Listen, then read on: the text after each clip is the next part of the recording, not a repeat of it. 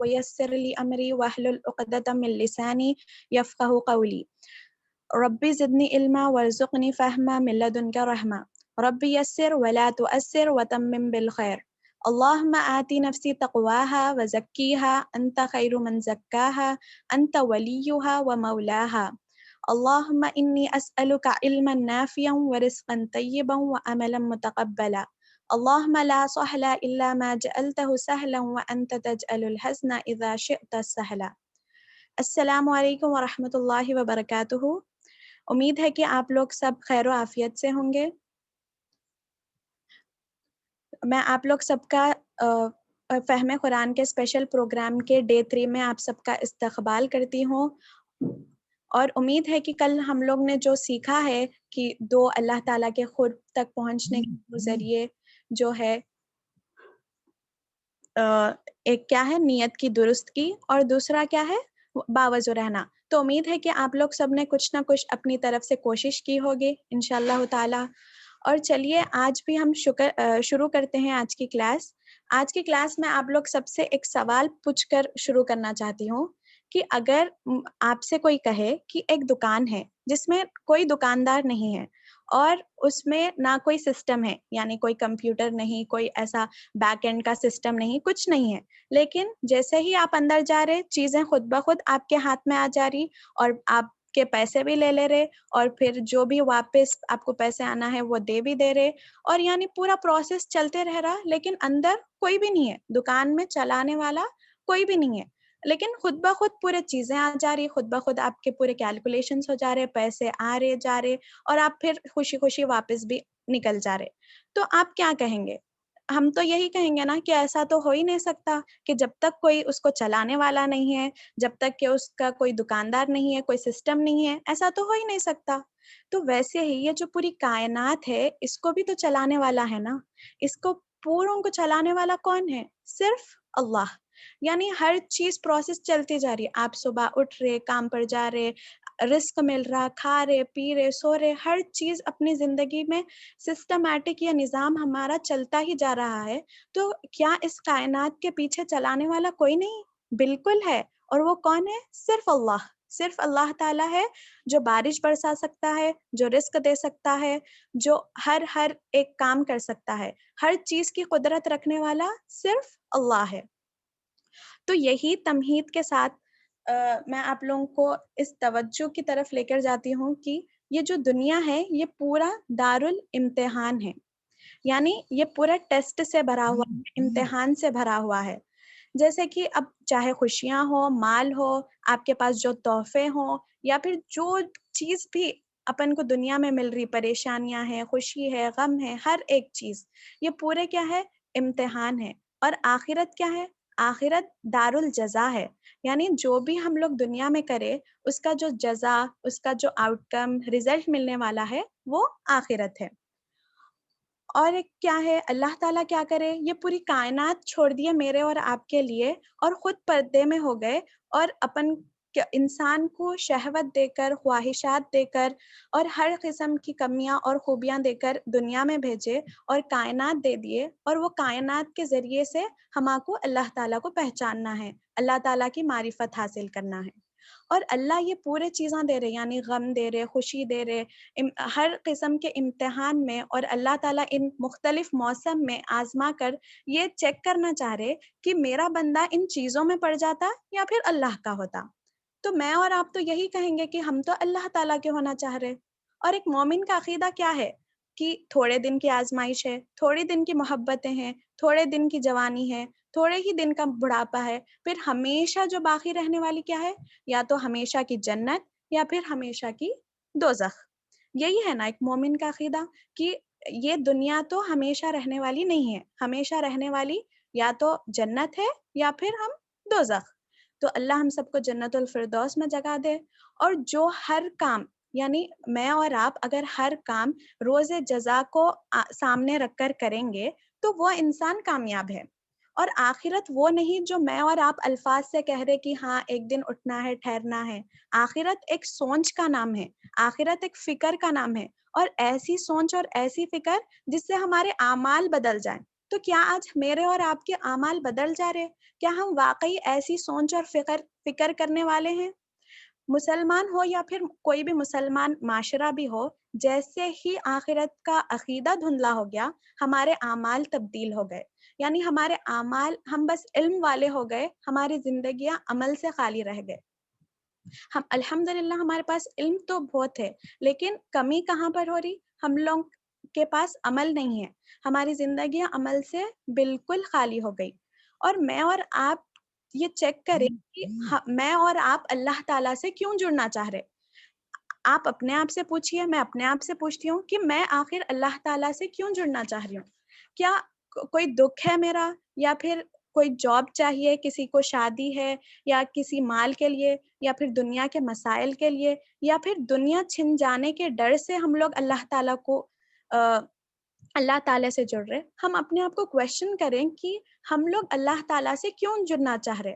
بے شک ہر چیز اللہ تعالیٰ ہی سے مانگنا ہے، لیکن کیا ہم صرف وہی ایک ریزن سے اللہ تعالیٰ سے جڑ رہے؟ یہ ہم کو چیک کر لینا ہے. کیونکہ اگر ہم لوگ کیا بولتے کسی ایک چیز سے جڑ رہے، مثلا لے لیجیے کسی کو جاب چاہیے اور وہ اتنی تہجد میں اٹھ رہے، بہت ساری دعائیں کر رہے، جیسا ہی جاب ملتی وہ کیا بولتے اللہ تعالیٰ کو بھول جاتا. تو ہم ایسے کرنے والے نہ بنے، دنیا کے لیے عبادت کرنے والے نہ بنے، بلکہ اللہ تعالیٰ کی ذات سے محبت کرنے والے بنے. ایک ہوتا ہے اللہ تعالیٰ کی ذات سے محبت کرنا، ایک ہوتا ہے اللہ تعالیٰ کی صفات سے محبت کرنا. تو ہمارے کو چاہیے کہ بے شک صفات سے تو محبت کرنا ہی ہے، پر اللہ تعالیٰ کی ذات سے بھی محبت کرنا ہے.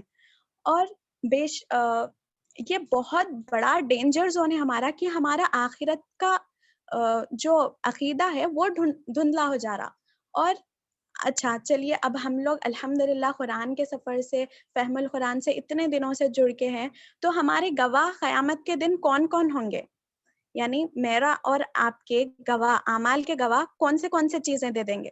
کون سی چیزیں ایسی ہیں جو گواہ دیں گے آخرت کے دن؟ جی ہاں بالکل، فرشتے، ہمارے اعضاء، بالکل.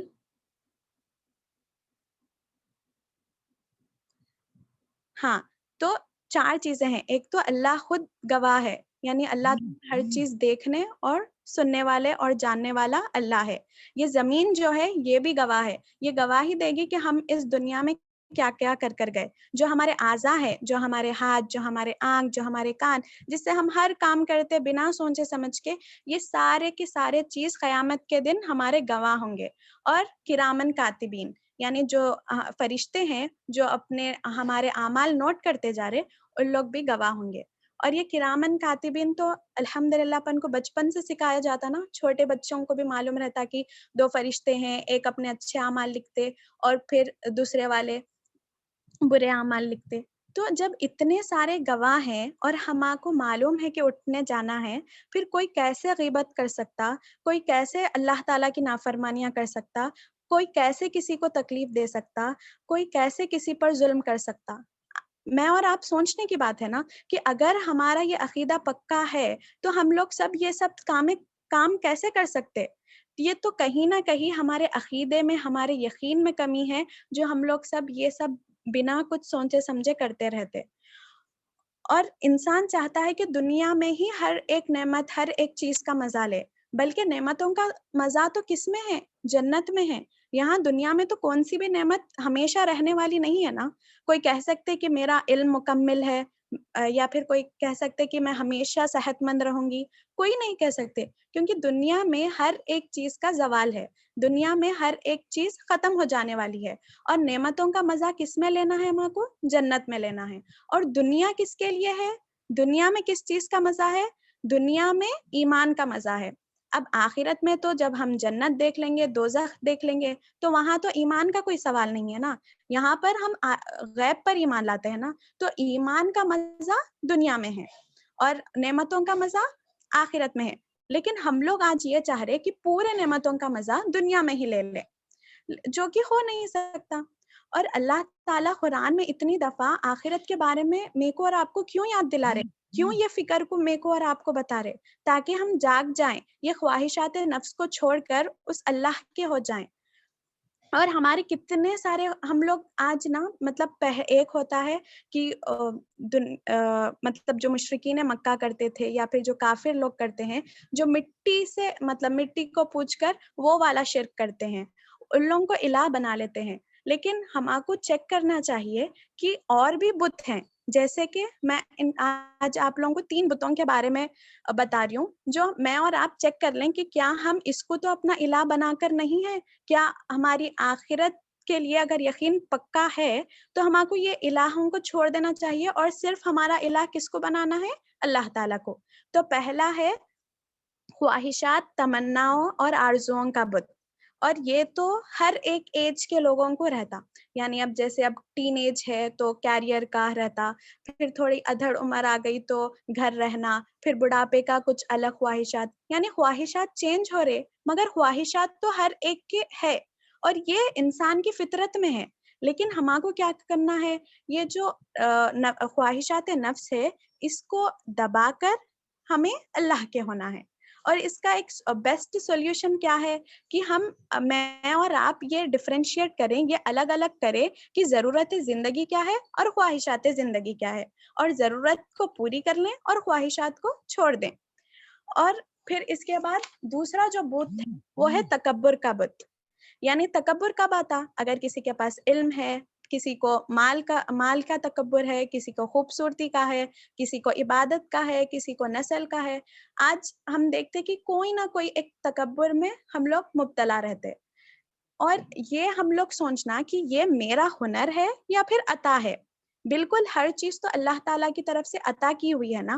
تو میں اور آپ سوچ لینا کہ اگر ہمارے کو دکھ رہا کہ کہیں نہ کہیں ہمارے اندر تکبر آ جا رہا، تو یہ تو ہر چیز کیا ہے؟ عطا ہے، اللہ تعالیٰ کی عطا کر. تو اگر عطا ہے، اگر یہ میرا کچھ ہے ہی نہیں، تو ہمارے کو کیا کرنا چاہیے؟ شکر ادا کرنا چاہیے. جتنا زیادہ ہم شکر ادا کریں گے اتنا زیادہ تکبر سے دور رہیں گے. اور دیکھیے تکبر کس کو آتا؟ کیا جاہل کو تکبر رہ سکتا؟ نہیں. علم والے کو تکبر رہ سکتا؟ کیا گنہگار کو تکبر رہ سکتا؟ نہیں. بلکہ عابد کو تکبر. یعنی اگر آپ کے پاس کچھ نعمت ہے، اگر آپ کے پاس کچھ صلاحیت ہے تو اس کے اوپر تکبر رہ سکتا. تو اس لیے میرے کو اور آپ کو چاہیے کہ ہر جو چیز ہے وہ اللہ تعالیٰ کی طرف سے ہے، ہم اس پر شکر ادا کرنے والے بن جائیں. اور تیسرا کیا ہے؟ انا. انا کیا ہے؟ جیسے اگر حیدرآبادی میں بولے تو میں پنا، یعنی میں بہتر ہوں سب سے. اور یہ سب سے پہلی بار یہ صفت کس میں پائی گئی؟ کیا کوئی بتا سکتے؟ سب سے پہلی یہ صفت کہ میں بہتر ہوں، یہ کس میں پائی گئی؟ ہاں بالکل، شیطان. ہم لوگ اتنے بار پڑھے کہ شیطان کو کیا تھا؟ انا تھا کہ میں انسان سے بہتر ہوں. تو یہ ہمارے اندر تو ہرگز نہیں ہونا چاہیے، کیونکہ شیطان کیا ہے؟ عدو مبین ہے، ہمارا کھلا دشمن ہے، اور اس کو ہمارے کو ہرگز نہیں کرنا چاہیے. اور آپ صلی اللہ علیہ وسلم کیا تھے؟ رحمت للعالمین تھے.